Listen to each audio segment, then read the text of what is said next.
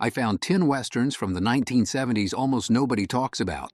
Some of these films are so forgotten you can't stream them anywhere. In one, Charles Bronson hunts a giant white buffalo. In another, Lee Van Cleef takes on a whole gang just to block a river crossing. And half of these movies get so weird you'll wonder if they were even made in America. Let's see what I found. Lee Van Cleef spends most of his career playing side characters, then he gets big with those Sergio Leone spaghetti westerns, and by 1970 he leads in Barquero. You see that spaghetti influence right away, but this isn't just another imitation. Barquero stands on its own. It's a proper showdown movie. Van Cleef is a tough ferry operator, Warren Oates is the gang leader. The plot sets up with a group of outlaws trying to escape into Mexico, only to get stuck at the river when Van Cleef refuses to give them passage. Sounds simple, but it never plays out like the usual good versus bad shootout. The film turns into a tense standoff on the water, and the action here feels closer to a war movie than a classic western. You get that brutal massacre at the start, and from there the tension keeps building, right up to the final fight. The story was tragic behind the scenes. Robert Spar was supposed to direct, but he died in a plane crash while scouting. So Gordon Douglas steps in. Douglas already knows his way around westerns, and he turns Barquero into something that feels both classic and new. Instead of the usual simple morality, every character feels conflicted. Every motivation feels different. The movie predicts where the genre goes in the 70s. On the surface, it looks like your typical story. An outlaw tries to ditch his past and become a regular guy. But every step forward just pulls him back into the mess he's trying to escape, and everyone around him is either doubting him or making it harder. James Frawley's take on the genre is pretty offbeat, maybe uneven at times, but it stands out, especially thanks to Dennis Hopper and Warren Oates. Watching those two bounce off each other is worth the price of admission alone. Kid Blue runs dark humor through the entire story, gives you these moments that feel like nobody else in the room's in on the joke. It actually turns what could have been a cliché into something that's actually a little bit rare for westerns from this era. It's one of those films people just don't talk about, but it's got layers, and it's a hidden gem if you want something off the usual trail. Peter Fonda directs and stars in The Hired Hand, which slows things way down from the usual Western pace. Instead of running from gunfight to gunfight, you watch a drifter named Harry come home after years away, just to see if he can fix things with his family. Fonda doesn't care about quick action. He wants mood, he wants atmosphere, and the film spends most of its time exploring redemption and what it means to go back after screwing up. It almost feels like a history of violence if Cronenberg set it in the Old West, decades before that movie even exists. The Hired Hand strips away the pointless bloodshed and lack of emotion that used to fill westerns, and tries to build a story where every character has to face the cost of their choices. Frank Perry's Doc is one of the few westerns that shows violence for what it really is: painful, ugly, and something that leaves scars. Stacy Keach plays Doc Holliday as a man falling apart, sick and addicted, haunted by his own reputation. Instead of making him a legend, the movie keeps everything grounded and real. The focus stays on the relationships, especially with Wyatt Earp. Harris Yulin gives a solid performance as Earp. The movie shows how the weight of that history crushes both of them. No big hero narrative, just a story about a man who knows he can't outrun his past. Perry's approach keeps everything close, sometimes uncomfortable but never boring. It feels like a real tragedy, stripped of all the usual myth-making, but it ends up more interesting than most westerns from the period.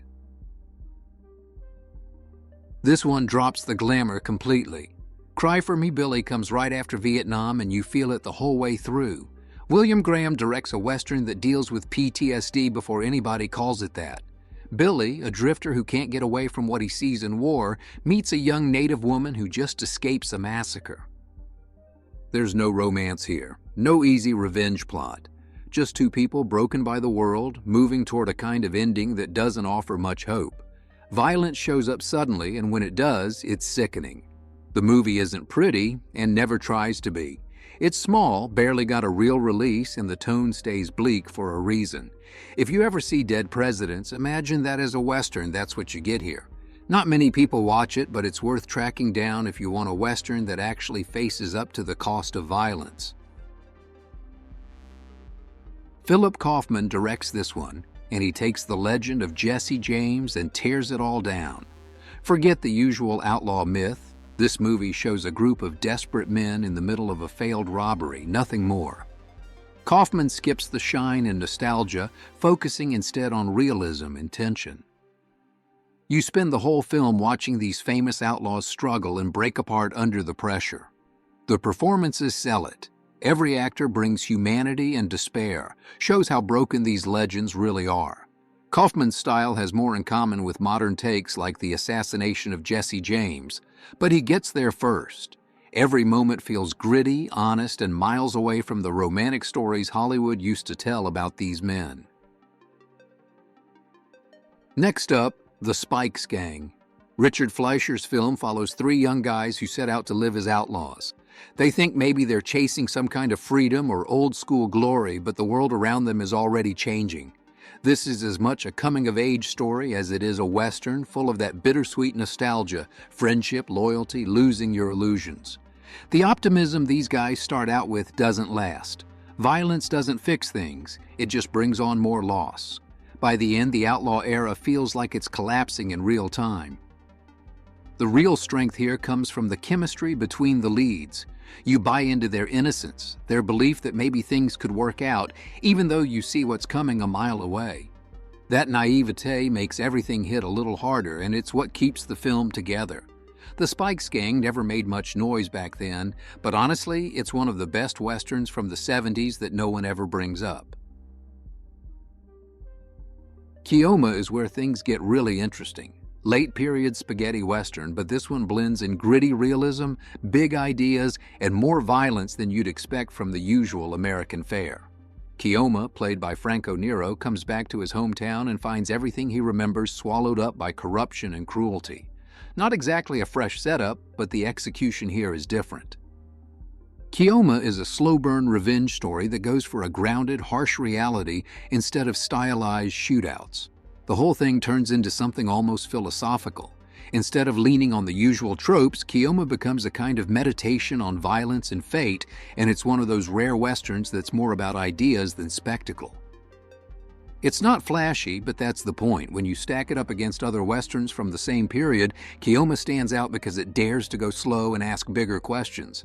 Somehow they pull it off, and Franco Nero carries the whole thing. This is Wild Bill Hickok, played by Charles Bronson, chasing down a giant mythic white buffalo. Sounds nuts, and honestly it is, but that's what makes it worth a look. J. Lee Thompson takes the classic Western setup and blends in a psychological thriller vibe. Suddenly, the hunt isn't just about a buffalo, it's about obsession, fate, maybe even madness. Bronson is all in for this role, and the whole film is built on this weird, dreamlike atmosphere that keeps you off balance. The White Buffalo feels like a Western that slipped into a nightmare. There's some magical realism and an intensity that never really lets up. You even start to wonder what it might have looked like in the hands of a director like David Lynch or Darren Aronofsky. But Thompson keeps the reins tight and makes it all work. The film stands as one of the more original spins on the genre, and it's anchored by Bronson doing exactly what he does best. Last up is Monte Hellman's take on Western. Now this one is different. It's experimental, it's arty, and it's got more on its mind than just shootouts and showdowns. The story focuses on a gunslinger hired to take out a rancher, but once he gets close, he can't quite follow through. The film dropped off the map for a lot of years, but it's overdue for a second look. Hellman takes real risks here. He pushes for depth, lets the landscapes do the talking, and gives the characters room to shift in ways that are never quite predictable. The storytelling is patient and sparse, which pays off if you're willing to meet it on its own terms. The movie lands somewhere between film noir and classic Western. It's heavy on mood and tension, light on exposition. Sometimes the characters pull you in, sometimes they push you away. That's part of what makes the film stick. It keeps you off balance all the way through, and you keep trying to figure out where your sympathies lie, even as things fall apart. It's a unique piece of spaghetti Western history, and it deserves a real reassessment.